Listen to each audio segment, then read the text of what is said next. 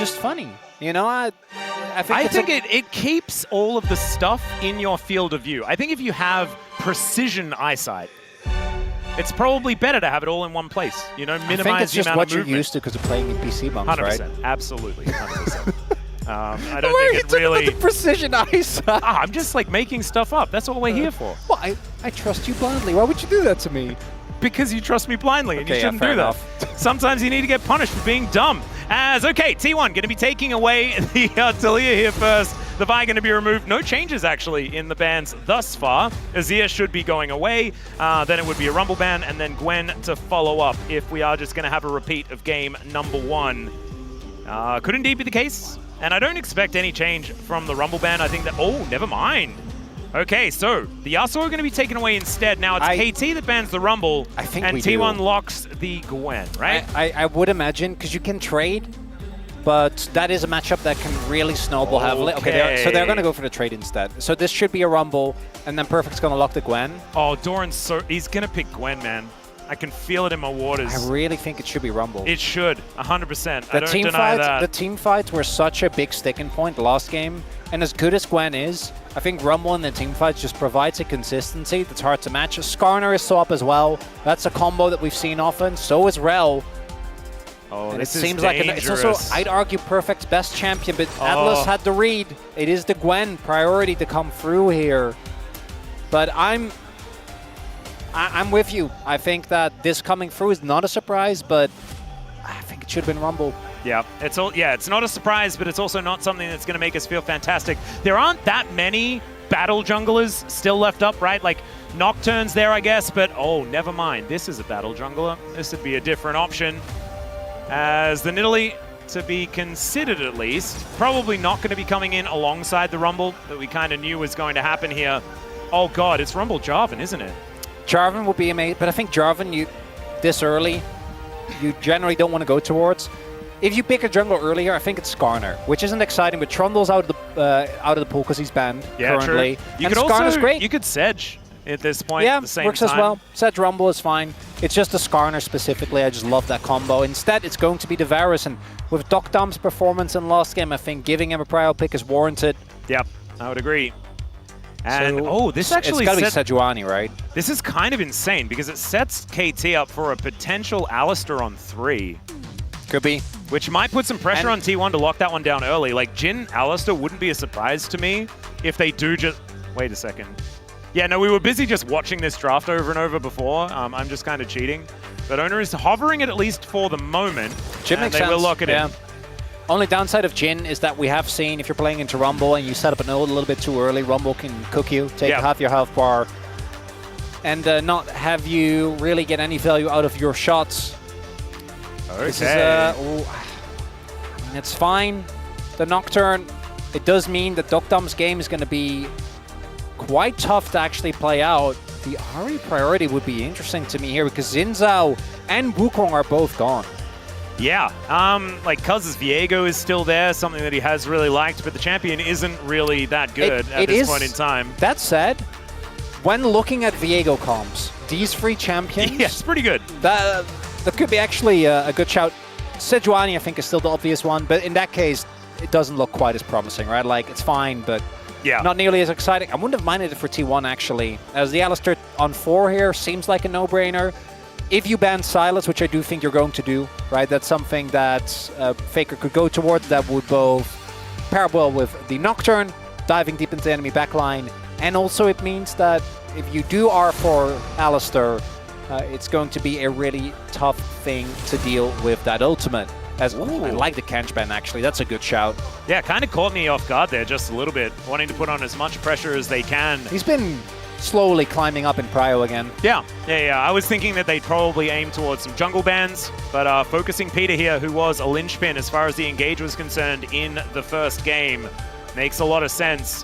One last ban to come through here for KT. They might continue to focus on the mid lane. Could also ban Orianna. Yeah, I think Orianna, Sylas, both of them, good options. I was actually thinking Orianna, Sylas were going to be the bans, but then the Annie does come through as there is the Poppy to be removed. So now you slam Alistar here, surely. Seems like a no-brainer. Sylas is out of... I mean, it's Peter's cow, man. Yeah, Like, oh, look at his face! He's like, wait. That's a happy Peter. I get to play it, and the Annie is a pick of Volt. I think Annie is also one of the champions that really benefits from playing with a Nocturne, because Annie makes great use of the chaos that Nocturne creates. Now Akali is a pick that can have incredible impact, but the execution needs to be very crisp, and this is a tier 1 composition that, depending on what form they're in, could look either devastating or completely fall apart. Right, like that is the reality that we're dealing with here, because these champions, I think, you can see easy scenarios where it works together. You have the backline dive, Jhin sets up, Nocturne goes in. Oh god, is he going to play Pyke? It's not. No, surely not. It's like Rel. You need some form of engage to follow up with the Rakan. Yeah, Rakan will be good as well. Thank Rakan goodness. Makes sense. I saw that little grin on his face, and I was like, oh no, don't tell me. No, he's going to play J4. It was going to be J4. Into Jhin, I like it. Jhin, Nocturne, both of those can kind of struggle. And there it is. J4 is just so damn good. The 2v2 is also very good, very strong.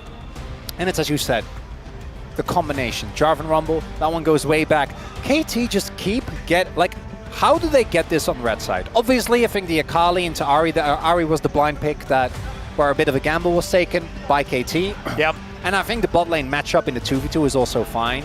But looking at the 5 champions that KT have, it's kind of exactly what they wanted. How does this happen? Well, I think it's because they're really good at a lot of different stuff. And I think you're looking at the bans. I think the Tahm Kench maybe stands out as something they didn't necessarily need to take away, but removing that from their opportunities, taking away that layer of safety from Dokdam is important. That being said, I just think that KT, they've had so much practice on red side. Their red side drafting has just gotten really good. They just know how to navigate it. And every time they've been picking Cuz's champion last. It's kind of nutty. The Wukong in the last game, now the Jarvan 4 to come through just to make sure that he has the matchup he wants. Ona was able to get things done in game 1. T1 kept it extremely close for a large amount of it. And now Faker, that man, you can see right there, he's on his Akali. And this year, it hasn't necessarily worked out, but we've seen on stages like this, and in fact, I think it might have been, if it wasn't this one, it was the one immediately afterwards, Faker hard carry on that champion, and going into the loading screen, I think you and I, in that game, were also saying, well, this could be questionable, we don't necessarily know, and then he just won. Let's see whether they can do it again. So jump into the rift. KT 하나 둘 셋. Man, I am proud of the KT fans. They are trying their very best to match the loudest fandom in the history of esports, and they are doing a decent job. We're talking about real-world volume, not online volume, right? There might be some that match, Atlas. I'm just saying. No one can, like, that's not even conceptually possible, okay? Don't talk about silly things like that. I'm talking about here, right now, in this stadium, okay? That's the volume that's being matched. So looking at the rune setups, nothing too surprising. Peter going for the phase rush, so going heavy on the playmaking. We also see Dokdam with the Comet, signifying that he's going to play from way back, which is a good call, because trying to walk up and auto-attack any of Akali, Gwen, or Nocturne will lead to certain death. Yep. So definitely, and also makes fighting for mid lane prio a lot easier. Also makes, like, playing around the Rumble extraordinarily powerful. Oh, yeah? With the fact that you can do so much damage in such a short time with the Lethality Varus as well as the Rumble. And you can hold them on the Equalizer as well. Get way more ults with the amount of ability haste that you get. Carrier going for Spellbook. Tech we've seen more and more on champions that aren't really tied to a specific rune. That was a headbutt going in just as we left, but obviously nothing happened. Otherwise, Jonas Strong would have gone back there. As PDD being aggressive, this is what we expect in this lane. You're watching, you know, Faker trying to pick up minions underneath his turret. That doesn't mean he's doing badly. That means he's playing Akali into an Ahri in this early game. 5-point strike going to help him clear out these minions underneath the turret. And he has done very, very well on this pick specifically, navigating early games and staying pretty competitive. Yeah, it is just a hard matchup. It's why you go Fleet, why you go Resolve second, and why you go Doran Shield. So that is just inevitable until you hit 6. when you do get a little bit more. But that being said, you also still need to be very careful. This is often a game of inches, and you're just trying to get as much CS as you can. You're trying to just stay above the window where BDD can just go in, right, for a big play. If you get a little bit too low. And Faker's laning has unfortunately not been amazing. I think we saw it even in the last game. His team fighting, definitely up to par on the Victor. Yeah. But the laning just hasn't been going quite as well. I think a lot of that has to go down to BDD laning incredibly well.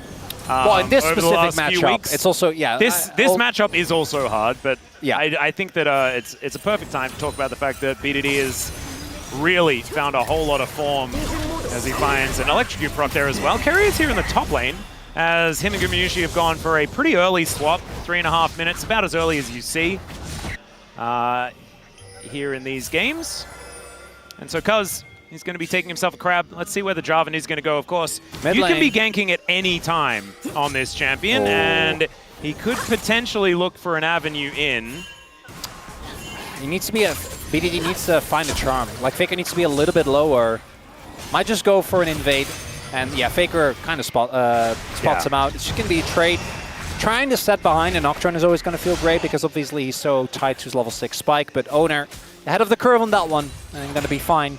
As we do now have Peter also in the area to help out Perfect. Yep, so it's not going to be quite a match of the lane swap as the Varus is kept towards that bottom side.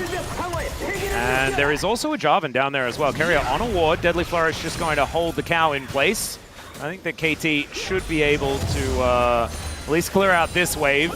Will Owner stick around to try and challenge for this next one is going to be the question, as he does clear out that ward. Yeah, with Nocturne, it's just not and really also, that much if you give away your position as well, makes the top side of the map very dangerous. I did get, I think Keria gave him the ward, but it's Owner's just full clearing, right? Just wanting to get to level 6 as soon as possible. Yep.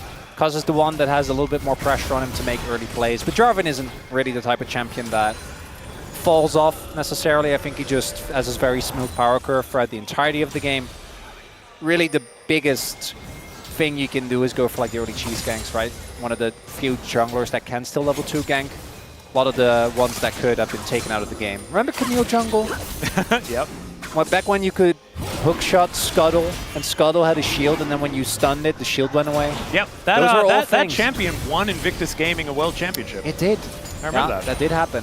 One of the best skins of all time. Indeed. Probably the best Camille skin of all time. It's the best skin line of all time as far as those like the world skins. Yep. I don't think much compares to IG. No, you have like I think you have individual champions on some other ones. Oh, that's true. Some of the TPA skins are pretty good. I love the TPA Shen. Dom1 Jin. That is that one is. And Dom1 Nidalee is also pretty amazing. It's also the only Nidalee skin that we really know about because it's the only one any of our Nidalee players play. Which does it shows you a thing or two. Right? Gotta pay tribute. So we do have a early Drake already being taken by KT. Their objective control remains in place. Now this is kind of a no-brainer because T1 swapped towards the top side. As we have a dive imminent here onto Doran, who does not have flash. We'll see if he's able to vacate. Looks like he might be too slow. Yeah, the equalizer in perfect position. There's Headbutt Pulve. He's chained CC, but he does get a decent exhaust onto the perfect champion. As the teleport comes in, Doctorm trying to keep the damage down. The Keria with that unsealed spellbook just going to get KT out of here. But now 4 versus 2, a possibility for a redive. They have to dive, kind of, because top lane is just getting hammered. Owner's here with Volt! The counter dive is ready! Yep, the paranoia set up, and KT, they don't even know that he's here just yet. There's the paranoia going down. They catch them underneath the turret as Doran. So low, but he keeps himself alive. And Doctorm going to be taken out. The flash is immediate after Cuz as Owner gets on over there. The headbutt to try and save the Jarvan. They might be able to do that, but it is still a lost play for KT unless BDD can make something happen. And he almost does here as there's the flash forward. The flash away from Faker, and he keeps himself up. Goes in. Can he look for it? Can he actually find the 1v1? Is now BDD. He needed to avoid that one, the last auto, and BDD makes it happen. Oh, if Faker hits that E! Oh, there was so many iffy hits that's in that moment. My God. In the end, it was BDD that just hit enough. It's still T1. that founds the out trade because of the topside play, but BDD salvages that situation a little bit as here. KT feel pressed into this because topside is a disaster. There's no one there to answer the wave. But Doran doesn't even get hit by the flag and drag. Owner in perfect position. The pre-smite, and then Cuz sees his hero arrive as Peter ensures your friendly neighborhood cow keeps him safe. And then here, oh my god. That charm. Catches him mid-hop, takes him out. And then here, BDD goes in, tries to take him down with the flash. Then Faker, he goes back in.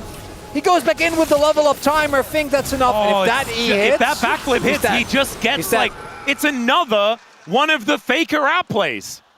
That would have been another one, but just doesn't quite find it. As you can see, T1 fans reeling after that one. But man, like, that was BDD doing, like at the beginning of that play, hitting everything perfectly. He misses like one skill shot towards the end, and Faker's like, all right, I got you.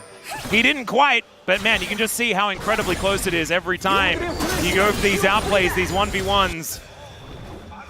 So, 1 for 1. First blood going over to T1 towards that bottom side, though, is very important. And playing around this Gwen, Doran's Gwen has fallen really far behind and still managed to carry throughout this year. So, the fact that he is now ahead with that assist in pocket as well, certainly a good feeling here for the T1 top laner. As a charm going to hit max range here onto Faker.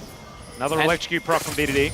That moment right there, by BDD still part of the Elite Four. Oh yeah. Had obviously a tumultuous year. We always go back to it, but hasn't been an issue for him recently.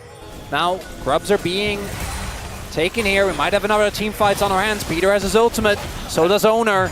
Yep, first two already taken. Paranoia comes on through here as the cow trying to defend the rest of his team. The pulverize is good. The Paranoia does nothing. Owner's just going to be taken out.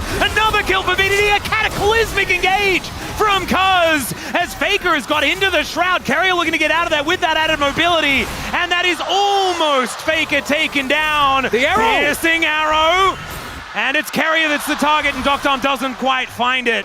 Will cancel the back there from Carrier, but that could have been way worse for T1. I think Peter even healed there to try and get Doctom the movement speed so he could get in and land the shot. Wasn't quite enough, but T1, Carrier didn't have ult. One of your biggest tools is that Rakan. All right. And the power he provides in actually locking down the target. But instead, we go in on Doctom and we don't even take him down. Again, I think support ults are such a big deal. The fact that Peter has his available means that he can go in here. They immediately go on to Owner, who doesn't quite sync up with Faker and Carrier. Guma, the bullets don't really do that much. And T1 should count themselves lucky that both these members get out, because with just a little more damage or just an arrow, could have been the difference maker. And now KT basically uneven goal. And it's in light of last game where the KT team fighting was just better. Now part of that was the draft, but it makes me worried for T1. And we do know, don't be a 2-game Andy after yesterday's series, right? We're not going to get ahead of ourselves. And T1 still have a shot, but this is another one of those drafts where if it doesn't work, it's going to feel really, really rough. Certainly will. And one of the things that already feels rough is the fact that BDD has above, or actually pretty even to a 1,000 gold lead that Malignant's already done. Oh, that's big. The item advantage is kind of massive. No counter gank opportunity, they know. Yeah, Perfect. Wait. Yeah, I think Perfect gets a bit of an idea. He doesn't have his ult, so he can't just clear the wave. Might have to drop it and leave. Oh god, this is so scary. Peter's on the way. Again. Gotta clear this one out. Oh. Yeah, Peter getting into position, and they decide that they're going to pull the trigger. The flash still available here as the exhaust. It goes down. The charm is decent, and Kumiyushi going to be able to lock down the kill. My god, the turret does so much damage now that it's charged up. The Cuz is going to trade it for a dragon. And BDD is still pushing here towards the bottom side. Doctom unanswered here in the mid lane as well. It's probably kind of okay, as Peter is just going to continue persuading Faker from taking plates. Kind of depends on what the soul is going to be, whether KT feels good about that or not, because that is more gold going into their coffers. It's a mountain. Yeah, no, that's good. Yep, we're okay with that. That's into Jin, Kali. I mean, the first two Drakes were Chemtech Ocean. Like, what? They can only get good stuff. Yeah, I'm trying to look like... I think Mountain is almost as good as it gets. Like Infernal and Hextech are obviously still ahead, but it's better than Cloud. I know you love Cloud, but No, I can see it. into Jinakali, even into Nocturne, I think you get a ton of value out of that. It's perfect. Might be in trouble here. Carry on the way. Let's see what he can do here. No flash available, as he'll just get knocked up and will get taken down. No scrap shield. Well, actually did have it, but it's just not going to be able to do enough there. Snip, snip goes Doran. Cuz gets here a little bit late. Flags and drags, gets himself out. So that is Feats of Warfare over to T1. The answering Feats of Strength did actually happen here for KT already with their objectives that they have managed to take down. So whoever gets that first turret is going to upgrade some shoes. We're just dropping waves left and right. Now this top wave is just going to get pushed in by Faker. No one able to answer. That's going to be at least the plate, because that plate is about to drop. But before Perfect is back, might be an opportunity for Faker to shove in the next wave and get another. It's looking a bit dangerous as KT, they at least have some control of this mid lane. Gumishi has been catching waves in here for quite some time, but he's Jin. Like, this is what you want to be doing in the mid game. You want to free up your support to allow him to roam around. Kerry has been doing exactly that as BDD down towards the bottom side holds onto that lead that he has. They haven't been able to push this advantage, and especially the item spike that he managed to pick up. T1 have just avoided fighting around where BDD is. The continued sideline impact of T1 has been their biggest advantage in this series. Even in game one, I think they're overloading on side, sending over Owner, sending over multiple people to catch these individual members of KT. I say members, it's really just kind of been Perfect. Yeah. Part of that is just him being a top laner. Part of that is, I think, particularly like the play on bot side just now, that one feels a little bit more out of left field, but the top one was very telegraphed, right? In hindsight, probably should have just dropped the wave, left and waited for Peter, because if Peter is there from the beginning, might have been playable.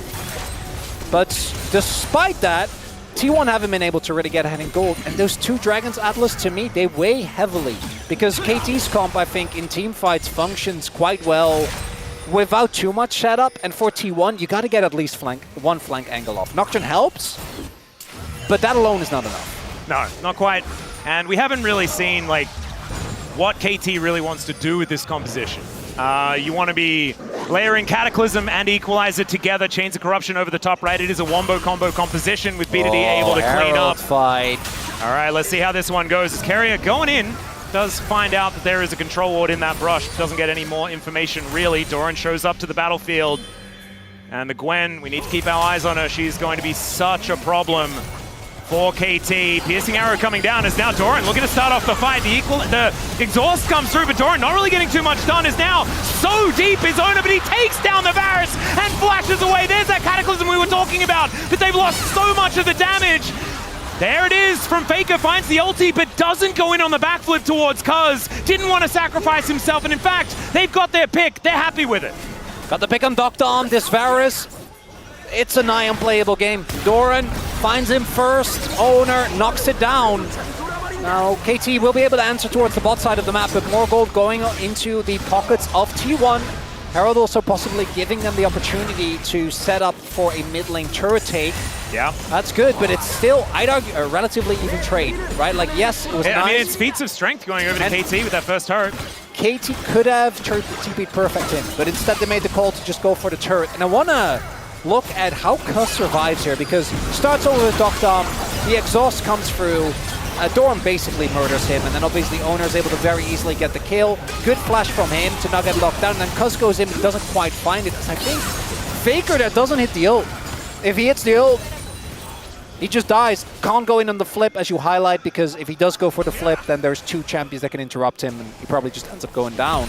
Yeah, it's just a 1-for-1, and maybe the 1-for-1 is fine, but it's also completely okay just to walk away.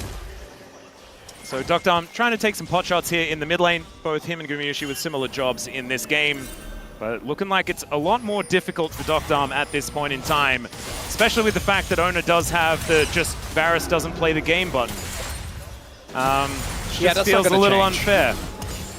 Now the upside for KT is that they do have a lot of threats on their comp, but if they keep falling further behind, and like we have this Fed Gwen, we have Gumayushi that is hard to get to unless you fully commit. These fights are not going to look good. Both Perfect and Doctom are pretty far behind, and we need to see this actual combo of the Equalizer and And the power in teamfights has to be used. They're going in. They're going to find the angle once again. As, yep, Dom not allowed to play the game. As once more, Carrier goes forward, finds a weakness. One more time. The equalizer this time is going to come in. The Pulverize on top as they take down Doran. But it's a 2-for-1. KT still fighting uphill. And there is a stun on a VOD. Locking him down. He gets under the turret. That is still a man advantage here for T1. And a Dragon free for the taking. And the heroics from Peter means that the fight isn't a blow-up, but T1 still so happy with that. Dom again focused down immediately. So much backline access there, but this one also kind of felt like he was just out of position. If it's just Owner getting on top of you, not all you can do is a possible retake angle. I'm kind of wondering whether they want to go for this, but feels like, yeah, it's already too late. They seem to realize as well, so maybe just looking for the shove. And a bait with Peter waiting in the brushes here, but it doesn't look like T1's going to fall for it. Yeah, this is some funny business happening. Owner. They're going to see whether they can lock down Owner, as he's not going to get charmed up. That's a great spell shield to make sure that he survives. And so, yeah, it was cheeky, it was cute, but it didn't quite work out.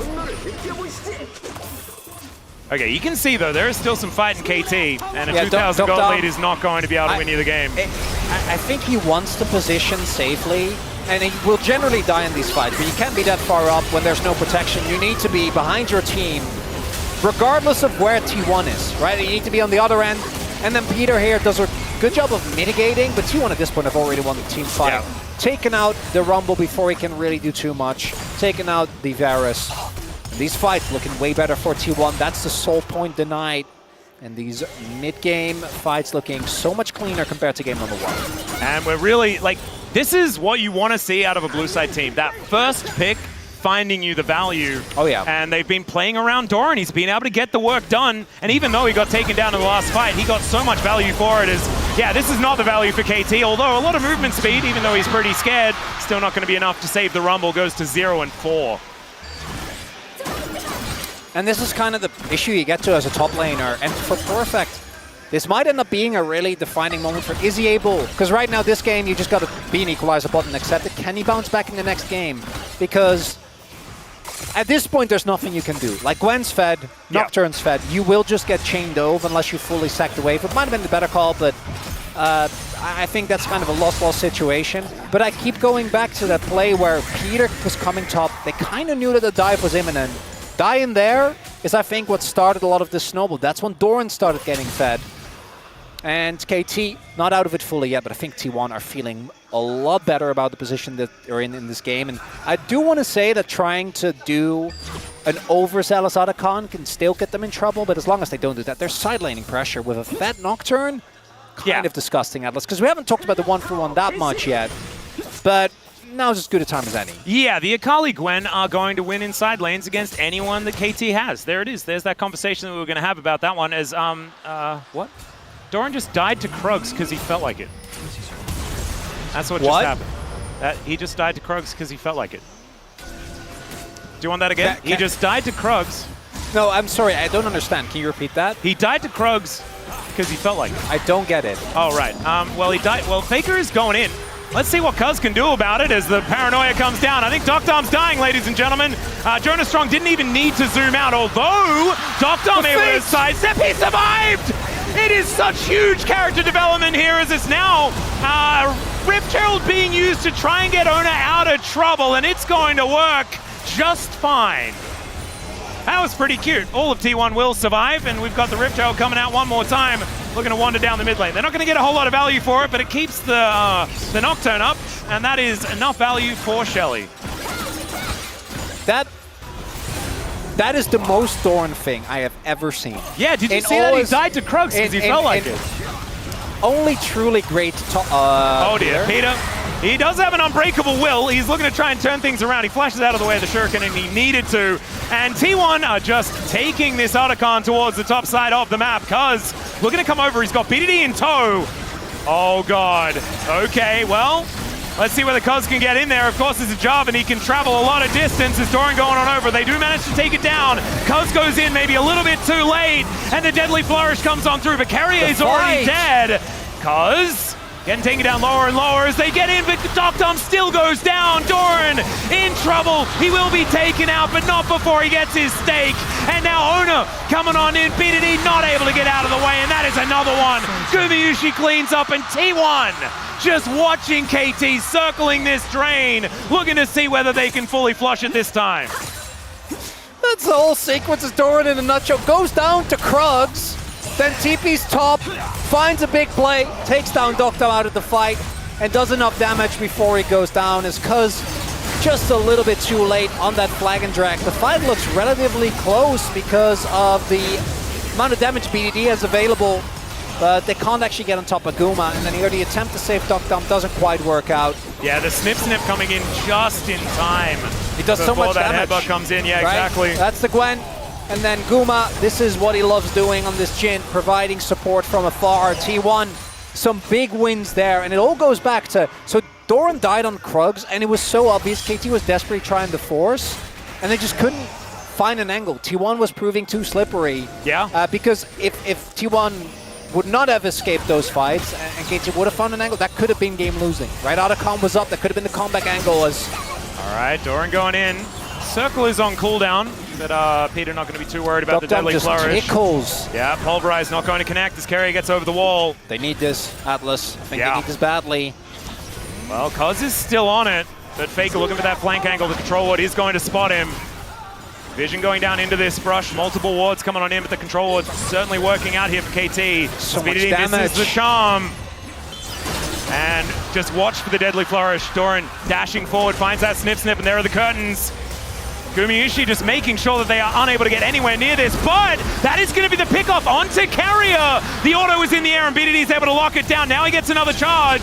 Gumayusi taking a bit of damage. The Nocturne is the one that secures this dragon for T1 though. And now T1 look for the re-engage. The hail of arrows is from the grave as the Nocturne, the Jhin, the damage is coming through, and Faker with the perfect execution going to help lock down this Jarvan, cuz nothing he can do. And T1, they are just going from strength to strength. There's only two ways this comp looks, and for T1, this is the one they were aiming for. Once you're fed enough, you can just go in on every single one of these plays. Guma is unthreatened. Doran is just snipping to his heart's content. And Owner, every single ult feels like it's been a huge hit. Yeah. And it's 4-0-4 troubles not found for Gumayusi after a game number one that was looking the opposite of that. He is just flying high on his Jhin. And we have to remember, the Jhin was their second pick, right? This is T1 being rewarded for choosing the right champions, the draft working out for them beautifully. And this setup, we said, look out for the deadly flourish. Well, Peter got caught by that one, and yeah, Carrier goes down, but it doesn't matter. T1 had him exactly where they wanted him. They have to use so much. If they get the dragon, maybe that's worth. If Perfect holds his ult a little bit longer, but he doesn't get any value out of it. And yeah, Dokdam really gets to play the game, guys. This Varus pick, the prio on it, it makes sense, but I think that the T1 draft completely invalidates it, particularly now that we've gotten to this point. And now, I believe in roller coasters, but really, I don't. Yeah. I think this one needs to go back in maintenance. This one is not. I mean, we can see that T1, they're not really about roller coasters. They're for like easy, just up and to the right. Let's just cruise towards winning more, and then winning the game. And that is what it's looking like at this point in time. Currently an 8,000 gold advantage, but with the amount of map control that they have, T1 just looking in all of the control. Baron has been around for about a minute so far this game. KT gonna have to be worried about that being snuck away very, very quickly. Like, if Owner and Doran like hang out around the Baron pit for like more than a couple of minutes, KT need to be worried that it's just gone. Yeah, it'll go down very, very quickly. Now, T1 also starting to get these Drakes. And Mountain Drake, when you're ahead, I think just feels amazing as Doran. Okay, they're trying to collapse. Yeah, getting that flank angle as Doran almost kills Perfect before anything happens, as BDD continues to be the only one with kills on his team. The trade for the Baron looking to come in as Dokdam. Unfortunately, he was on vision of the enemy team. The Shuriken backflip comes through, and Faker is going to be able to lock that one down as KT. Looking to try and answer still. Peter is in position now, but another deadly flourish can hold the cow in position. They got to try and find a fight. Yep. Now that Doran is dead, but I don't think they're going to get one. T1 disengages again. They do stop the Baron, so I guess there is that. It's a trade up, technically, for KT. I mean, Dokdam is not really playing the game. Oh, Faker, he got caught on the flank. They know he's behind them. Oh, this is, it could be a good angle, though, as he goes into the mist. Peter does have an unbreakable will. And now they're looking to try and turn this one. The spell shield just doesn't quite work there from Owner as he gets over the wall. He's inside the Cataclysm. The Pulverize, no, it's the grand entrance from Carrier that locks him down. There's the Pulverize, but it's too late, and it does not do anything. Beat it either. He's got a really cool hat, and he's got some resets. Gumayushi is Captain Jack, though. He cleanses it, and he's able to get the triple kill here for T1. They're looking for a Baron, and I don't think KT are coming back in this one. And despite BDD's heroics, not going to be enough. T1 are bringing us to a certain 1-in-1 here. Wow, well, KDA is ruined already. Might as well try, right? Look for the Guma, because there's no jungler. Oh, yeah, okay. There was only a 4th shot on Jhin, which ends up being enough, but yeah, also, that probably does more than Smite. Yeah, I'm sure as soon as they started this, Guma's like, guys, someone match him, someone. I know how this goes. Yeah, you I've don't seen this Guma movie the before. And here, I'm like, do they invest too much into killing Dogdom? Ends up being fine, even though they throw Carrier's ultimate into him. Because, as well as Owners, because Owner doesn't really have a cooldown on his ult. I want you to look at how fast that times out. And then here, look how long it takes to actually kill him. It's kind of insane as a... In the meantime, we've got another engage here from Owner, who oh my god, okay, Gumayushi, those bullets are doing a little bit too much, as they know exactly where KT's bread spotted.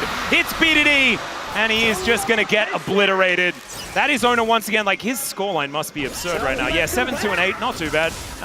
We're putting that in the pros column. Gumayushi as well, he's legendary, 8-0-6 on the Jhin, as T1 are pushing up this bottom lane. And it is all over but the Cryon, and the Cryon is about to ensue as this Nexus is very close to dead. And we're going to have a best of 3 for all the marbles on this road to MSI here in Busan. Has Perfect able to dash cannon his way out of the Deadly Flourish, but I just don't think that that's going to be enough to save anything. All right, KT still desperately trying to hold on to their base. They have 2 inhibitor turrets left available, but yeah, it is a 12,000 gold lead. Just north of that, perhaps. Yeah, they are still technically in this game, Atlas. Yeah, but they're on the rift. Yes. As Owner's taken a lot of damage. Wow. That's kind of insane. Yeah, with only 2 deaths to his name at the same time. And then Guma is the lowest, which is kind of cool. And I mean, we can talk about this replay, but we don't really need to, guys. It's a 12K. Yeah, they can take any fight they want.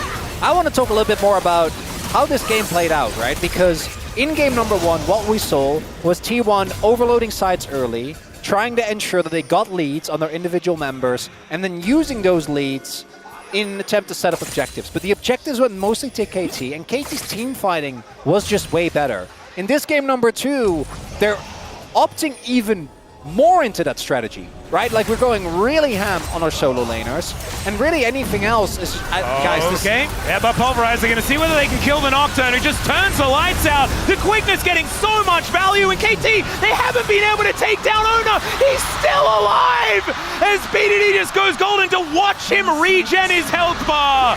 Yeah, that's called Owner catching the kitchen sink and throwing it back at KT, and KT falling over. Doran, he might die, but I mean, right now KT are doing about as much work as the Krugs this game. And he doesn't even fall down. That's going to be it, guys. T1 gonna even out this series here in game number 2. And this is the T1 everyone wanted to see here in this road to MSI at Busan. A best of 3 now for all the marbles. And that's a KT scoreboard if I've ever seen one. BDD on 9-4, everyone else, the KDA not looking so hot. But it's these compositions. Owner on a carry, Guma on a supportive AD pick,